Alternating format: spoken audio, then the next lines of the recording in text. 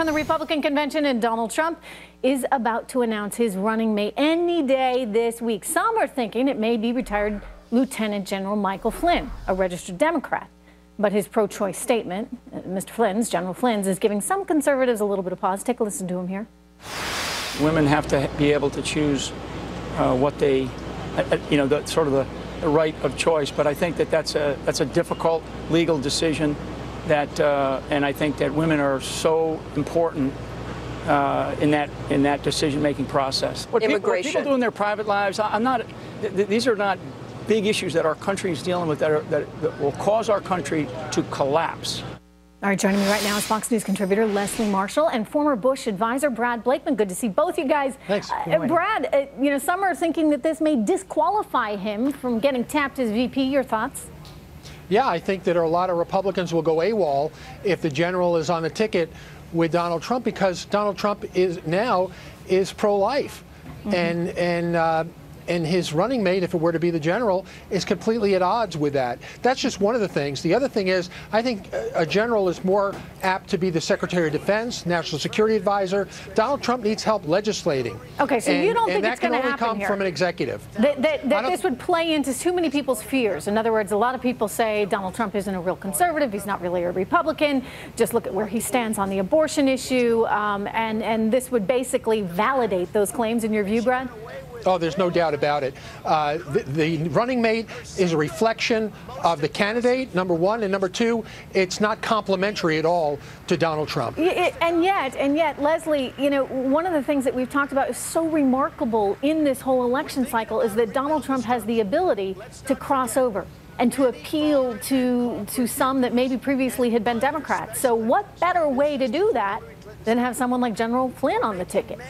Well, here's the problem. Although it compliments him with regard to the military, and I understand that because he's definitely lacking in the polls with regard to foreign policy against Hillary, he needs Bernie Sanders voters, but this guy, a pro-war hawk, is not going to get them. He needs the independents, the moderates, the undecideds, but he also, Trish, needs the Republicans that don't like him and don't like Hillary to stick around, and this doesn't prove that he has the unity of this party or that he has the Republicans' backs. And yet, ISIS is such a big issue. General Flynn was one of the first to really name radical jihadism for what it is. In fact, he says he lost his job there as a result of being so outspoken about the threat that we face, Brad.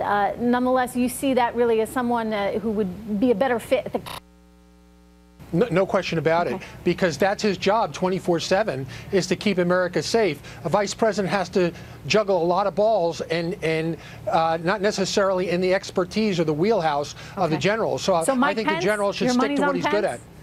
Yeah, I think Mike Pence would be a great choice.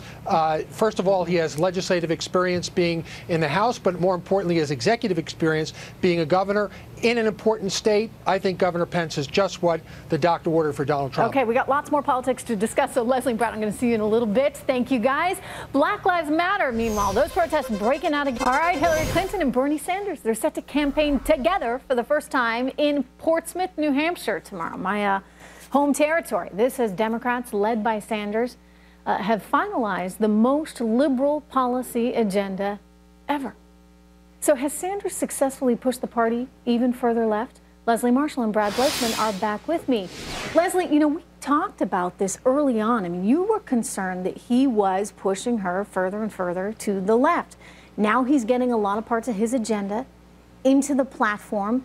Do you worry about that? I do. I do, actually, because think about the voters that Hillary needs to get, which are pretty much the same voters that Donald needs to get. Now, some people may say, well, she's got to get Bernie Sanders supporters. She has 4 out of 5 right now as we speak. There are going to be some people that are not going to budge for her, even once they have their kumbaya moment and embrace and he puts his support behind her, which, quite frankly, we know is going to happen. We saw it happen before. It will happen now.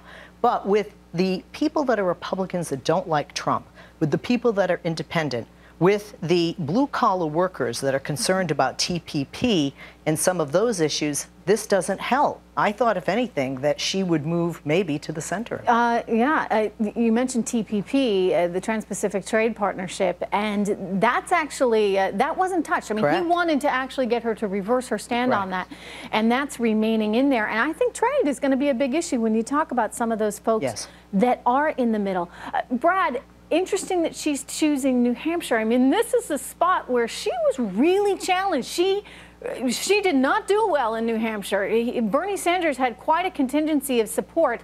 How big a moment, how important is this moment for her and for Bernie to be on stage, having that kumbaya, so to speak, hug, and trying to bring in some of Bernie Sanders' voters, because she needs them. Right. Well, this event should have been held in Vermont, and Hillary is so concerned with New Hampshire that it's being held in New Hampshire. But one thing is for sure, and Leslie's right, when you push the party too far to the left, especially at this time in the campaign when you're heading off to a general election, you're putting yourself in a real bind, because you have to appeal to those independents, which are not going to take too favorably to giving away a lot of things. In all fairness, one of the criticisms against Trump, Brad, has been that he's going to be challenged when it comes to those middle-of-the-road voters as well. He is, absolutely. But that's the point, is Hillary did not have to go to the left. She was forced to go to the left by a hostage negotiation with a guy who wouldn't leave the race. Big difference between Trump and Hillary. Hillary made this decision of her own free will. Leslie, are you a little, deep down angry at all at Sanders? I mean, did he, in some ways, make this much harder for her than it needs to be?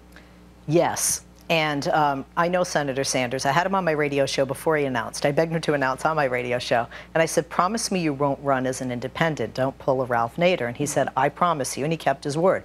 But the problem is, I think that he did even better than he expected. I think his ego was fed, a tiny bit there. And I don't feel that what he's done in dragging his feet, getting out, has been good for the party. It's been good for his agenda, for his platform, and what his supporters want. The problem is, a lot of what the Democrats have put forth that is to the left of where they were are not key issues among voters coming up in November, not even among Democrats, right? What is it that ultimately you think he wants? I think he wanted this. I think he wanted to get his way, so to speak. You don't think he wants to be on the ticket? You don't think he wants a cabinet spot? No, I don't. I really don't. It's just to have a bigger profile. It's the revolution. I mean, this is there's some authenticity reliving the to 60s hippie thing, right? No, really. It's a passion really he's always had. that. Yes, it's a passion. Well, good to see you. Good to see you here in New York. Good to see you. Thank you so much, Leslie and Brad. All right, we are just a week away.